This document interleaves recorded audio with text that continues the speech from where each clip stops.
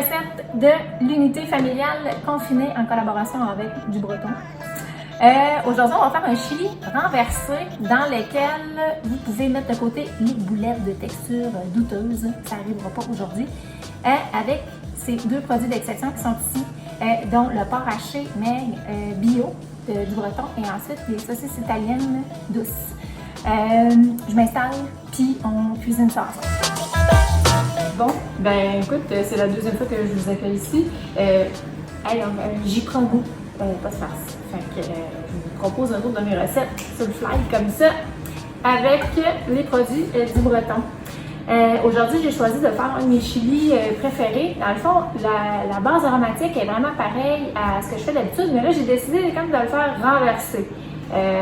Vous allez voir ce que je vais en faire avec ça. J'ai choisi pour faire, dans le fond, la garniture de protéines de ce chili-là, j'ai choisi des saucisses italiennes douces et j'ai choisi le porc haché du breton. Avec ça, on va faire des boulettes. On va faire d'ailleurs tout de suite, comme ça, vous allez voir où on s'en va. Puis, on va venir asseoir ces petites boulettes-là dans notre sauce chili. Type chili. Ça va, Noah? Salut? Je vais dire à Noah, il faudrait que tu viennes m'aider à faire les boulettes, mais je ne sais pas s'il est prêt psychologiquement. Ah, dites-moi. Bon, on va mettre les gants. C'est pas mal l'outil qu'on aime en ce moment, si vous les utilisez comme il faut. Moi, je les utilise souvent en cuisine, surtout quand je fais des mélanges de boulettes comme ça. Fait que je vais mettre mon porc haché. Puis, les saucisses, ce que je vais faire, c'est que je vais les sortir de leur enveloppe. Il y a toujours un petit trou quelque part. En fait, les saucisses, ce qui est le fun, c'est que ça va nous apporter déjà tout ce qu'on a besoin comme aromates, puis aussi assaisonnement. D'accord? Tu viens? Tu viens pas? Non. Ok. C'est parti. Fait, voilà. On va faire tout ça. Puis on va venir fermer les boulettes. Puis on va les laisser de côté le temps qu'on fasse la garniture. Là, j'ai sorti une grande plaque comme ça qui va sur le four. Ben, si vous n'avez pas de type de plaque comme ça, je vous propose de prendre une casserole en fonte, une cocotte ou une espèce de grand poêlon haut anti-adhésif. Ce qui est vraiment le fun, c'est qu'en faisant ce type de boulettes-là, puis en les mettant de la manière que je vais vous montrer tantôt, c'est que on n'aura pas à saisir les boulettes, parce que des fois on est là puis on les brûle, puis ça va pas se faire. Fait que je fais mon mix. Là, normalement, c'est là que Noah va m'aider après. Mais là, ça a l'air qu'il se prend du lait. Il fait le tour. Il trouve ça vraiment drôle. On n'est pas obligé de mélanger trop non plus. On veut quand même avoir des boulettes avec de la texture. Fait que je vais tout mettre mes petites boulettes sur. Là, on peut les former à la main. On veut à peu près des boulettes grosses comme. C'est gros comment ça? Une balle de neuf. Si vous avez des neufs à la maison. Un outil qu'on pourrait prendre. Non, tu veux-tu me donner ma petite cuillère avec un glacé mauve qui est dans le tiroir là, s'il te plaît? Parce que là, j'ai oublié de la sortir, puis là, je peux pas y aller la chercher parce que j'ai mes mains. Non, elle va au tiroir. Non, oui. Non, ok, parfait. Fait que ça, c'est mon outil préféré pour faire des boulettes. On fait clic-clic comme ça. Là, dans le fond, vous allez toutes doser vos boulettes. C'est tout est déposé sur votre planche de travail. Puis on va venir toutes les former après, une à la fois. Bon, alors ok, les boulettes sont faites. La dernière est là. Hop, on met ça sur la planche. On retire les gants de façon sécuritaire. Comme ça, on est sûr qu'on a plus de batterie. On met ça là. Ça, c'est terminé. Bon, fait que là, on commence dans le fond la sauce pour accueillir ces boulettes-là. Et j'ai un oignon rouge haché qui est ici. Je vais mettre de l'huile de canola. On essaie de mettre une huile neutre. On est en cuisine mexicaine. On essaie de garder les goûts les plus neutres possibles. Avant de mettre les épices, justement, qui vont donner du torque à tout ça. Donc, même truc que je vous avais montré. Je ne sais pas si vous avez vu la capsule d'avant. On a fait un espèce de refri où je vous montrais comment faire des oignons plus rapidement. Fait que je vais mettre ma tôle par-dessus. Là, on garde l'humidité. Puis les oignons, ils vont tomber plus rapidement. J'ai de l'ail aussi dans cette recette-là. Je la mettrai pas tout de suite parce que j'aime ça que les oignons ils tombent puis qu'ils prennent leur humidité puis que l'ail brûle pas. Si je la mettais tout de suite, mon ail elle serait brûlée. Ensuite, je vais avoir des poivrons de toutes les couleurs. Fait que là, vous prenez ce que vous avez. J'ai des haricots rouges, puis j'ai du maïs que j'ai dégelé. Vous pourriez le prendre aussi si vous avez une canne de maïs, pas de problème. Pour revenir aux boulettes, en fait, c'est que si vous avez juste, dans le fond, du porc haché, prenez juste 2 paquets de porc haché, ça va vous faire une livre, vous donnez 2 livres de porc haché, ça ferait la même affaire. Dans cette recette-là, on va ajouter une garniture aromatique. Une fois qu'on va avoir fait tomber nos oignons avec full d'épices. Puis là, écoute, cette recette-là, je la fais souvent avec les enfants, puis il y a personne qui va venir aller. Il y a du cacao dedans. En fait, le but, c'est d'aller vers un goût qui ressemblait plus à une sauce mollée mexicaine, puis aussi donner du corps, beaucoup de saveur.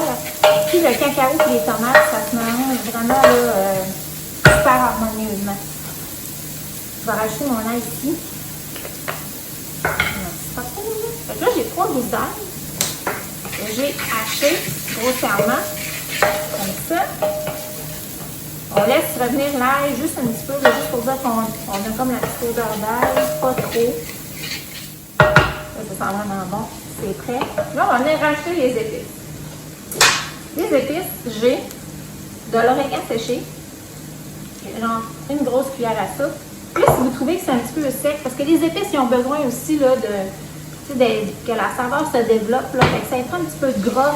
Fait qu'il y a une qui rôtisse un petit peu, qui prenne la chaleur, qu'on sorte ça, puis aussi que le gras véhicule le goût des épices un peu partout. Je vais avoir 2 cuillères à soupe de cumin moulu. Ça, le cumin là, en cuisine mexicaine, là, regardez, ça en prend. C'est pas mal, pas l'emblème du pays, là, mais presque. On ferme ça. Puis là, j'ai le cacao. Fait que vous avez une coupe de cacao noir, là, extra brut, là, ça fait super bien. C'est 2 cuillères à soupe. Ça va donner du corps à votre sauce. En fait, ça va probablement être une découverte pour vous. Mais ne soyez pas timide de l'essayer. Je sais, ça fait très bien. Alors, on ferme ça. Là, on s'entend, on ne prend pas un cacao sucré, on prend un cacao sans sucre. Là, c'est pas un cacao pour faire des chocolats chauds. Et je vais ajouter ensuite mes autres épices. J'ai un peu de cannelle, puis un petit peu de clou de girofle. J'ajoute juste des. On essaie de faire là, des petites bases de sable. Ça, c'est fait. On rajoute les poivrons. On va faire revenir. Toujours la même affaire, là, vu qu'on est rendu ici, si on voit que ça manque un petit peu d'huile, que nos poivrons ont besoin d'aide, on en rajoute un peu. Là, c'est super beau, là, on dirait déjà comme un super drapeau mexicain. Rendu ici, ce que vous pourrez faire aussi, c'est mettre du sel. Ça, moi et mes amis cuisiniers, je vais faire un clin d'œil à Vincent Chatigny. On fait des couches de sel. On assaisonne chaque étape. Si on assaisonne chaque étape, normalement, à la fin, on n'est pas obligé de rajouter un bunch de sel. Puis, ça fait que toutes nos garnitures vont être assaisonnées une par une. Ouais. Ça peut avoir l'air beaucoup, mais à la fin, ça arrive que ça fait quelque chose de parfait. J'en mets la petite plaque. Mais ici, j'ai des haricots rouges que je vais rajouter tantôt. Si vous aviez une canne d'haricots mélangée ou une canne d'haricots noirs, ça fait super bien. Là, j'étais comme vraiment déçue par des noirs, mais écoute, même ces rouges-là, je les avais congelés dans un petit sac avec leur jus qui restait. On s'arrange avec ce qu'on veut. Dans la recette, on veut aussi ajouter soit du piment de Cayenne si vous en avez, ou sinon une autre poudre de piment que vous pourriez avoir sous la main parce que je sais que le barbecue, c'est pas mal à la mode. Fait que vous avez probablement déjà vu passer, ici c'est de la poudre de chipotle, dans le fond qui est un piment fumé. Fait que celui-là il est moulu comme ça, on peut l'acheter comme ça. Ou sinon j'ai de la poudre de ancho. qui se vend là, dans les épiceries. Des chipotlés en flocon ou du piment de Cayenne. Qui est vraiment à utiliser quand même avec parcimonie. Là, on voit que les poivrons commencent à tomber. Ici, j'en ai rajouté 2 boîtes de tomates.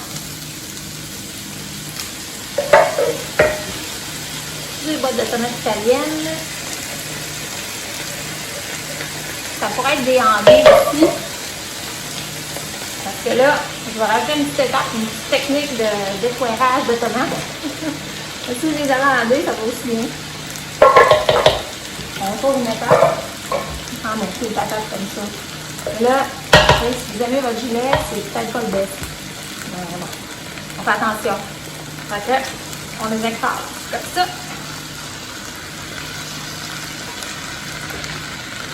C'est bien de ne pas les écraser avant d'avoir mis l'haricot. Parce que si vous avez mis l'haricot avant, on n'aurait pas l'effet escompté. Ça, je pense toutes les tomates. Vous pouvez aussi les mettre. Vous voyez, c'est ça qui arrive. Si vous avez un chandail blanc, c'est pas le best. C'est pour ça que je me suis habillée en blanc. Bon. Vous voyez aussi les écraser à la main comme ça dans un plat à l'avance. Ça marche bien. Ça envole pas moins sur donc ça va mijoter à peu près. On peut laisser mijoter ça à peu près une dizaine de minutes à feu doux. Et bien à cause nous on va accélérer, c'est ça. Donc là, j'ai bien mangé. Tu sais, rendu ici aussi, vous pourriez goûter à votre. Ah, là, j'avais des basiliques dans mes tomates. Voilà. C'est quelque chose que je ne m'attendais pas. Fait que là, vous pouvez aussi rajouter, si vous goûtez à vos tomates, parce qu'on s'entend que toutes les cannes de tomates sont différentes. Ceux-là ne sont pas trop acides. J'aurais pas besoin de rajouter, des fois, une petite cuillère à soupe de sucre, là, ça fait bien. Fait que là, ici, ça c'est une deuxième couche. On rajoute le sel. Puis, on fait chauffer cette sauce-là. Là, c'est ici que je viendrai mettre les boulettes. Fait que là, en prenant un plat comme ça, plus évasé, une grande cocotte, c'est sûr que c'est le fun parce que là, vos boulettes vont vraiment être cuites parfaitement, uniformément, un petit peu partout. Hop, hop. Je viens déposer toutes mes petites boulettes. Là, ce qui est le fun, c'est que j'ai pas eu à rajouter de sel, rien dans mes trucs, juste parce que j'avais la saucisse qui était là. Si vous n'avez pas de saucisse pour mélanger avec votre porc haché, ben, vous allez mettre, vous allez saler, poivrer votre porc haché avant de faire les boulettes.